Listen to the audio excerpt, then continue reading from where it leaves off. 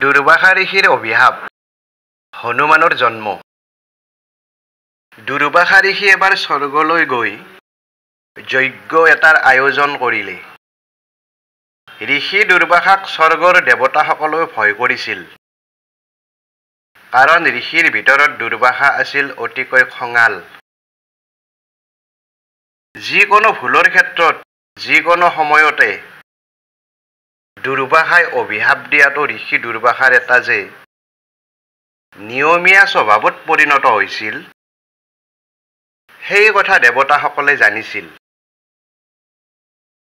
দুৰ্বাসা যি ঠাইলৈ গৈছিল তাত কিবা নহয় কিবা একোটা ঘটনা ঘটিছিল, যিটোৰ কাৰণে স্বৰ্গৰ দেৱতাসকলেও দুৰ্বাসা ঋষি স্বৰ্গলৈ গৈ যজ্ঞ কৰিব খোজা কথাটোত সকলো দেৱতাই ভয়ত কম্পমান হৈ আছিল।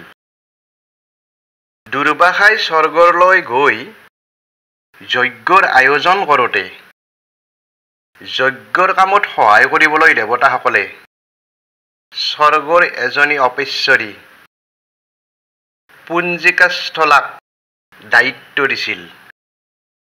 অপেশ্বৰী পুঞ্জিকাস্থলাই অতি আগ্ৰহেৰে ঋষি দুৰ্বাসাক যজ্ঞৰ কামত সকলো প্ৰকাৰৰ যাৱতীয় সহায় আগবঢ়াই গৈছিল। ঋষি দুৰ্বাসাই মন্ত্ৰ পাঠ কৰি থাকোঁতে অপেশ্বৰীজনী কৰা এটা ভুলৰ কাৰণে ক্ৰোধান্বিত হৈ দুৰ্বাসাই অপেশ্বৰীজনক স্বৰ্গৰ সুন্দৰী হৈ বান্দৰৰ দৰে কাম কৰা বুলি কৈ বান্দৰৰ বংশত জন্ম হ'ব বুলি অভিশাপ দিলে। অভিশপ্ত হৈ অপেশ্বৰীজনী দুৰ্বাসাৰ চৰণত পৰি কান্দিব ধৰিলে আৰু অভিশাপৰ পৰা মুক্তি বিচাৰিলে। অপেশ্বৰীৰ কান্দনত দুৰ্বাসা ঋষিৰ দয়া উপজি ক'লে, হে সুন্দৰী অপেশ্বৰী, তোমাক অভিশাপৰ পৰা এতিয়াই মুক্ত কৰিব পৰা নাযাব। যদিও তুমি মোৰ অভিশপ্ত হৈ বান্দৰৰ বংশত জন্ম ল'বা,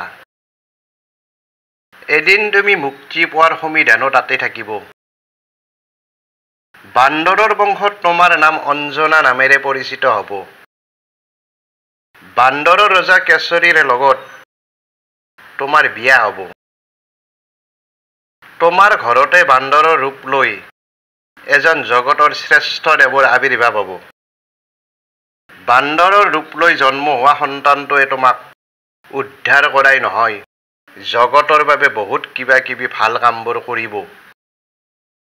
তোমাৰ পুত্ৰই ঐশ্বৰিক শক্তিৰে কৰা সহায় আৰু ভাল কামবোৰৰ কাৰণে সকলোৱে তোমাৰ পুত্ৰক পুজিব, অন্তৰত স্মৰণ কৰি থাকিব। সেই ঈশ্বৰতুল্য সন্তানজনৰ মাতৃ হোৱা বাবে তোমাৰ নামো জগতত চিৰস্মৰণীয় হৈ ৰ'ব। তোমাৰ মুক্তিৰ পথো তাতে থাকিব।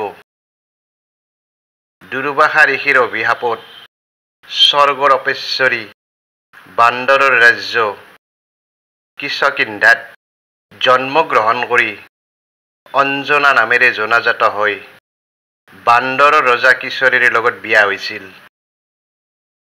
বিয়াৰ পাছত অঞ্জনাই এদিন সপোনত দুৰ্বাসা ঋষিয়ে কোৱা কথাবোৰ দেখিছিল।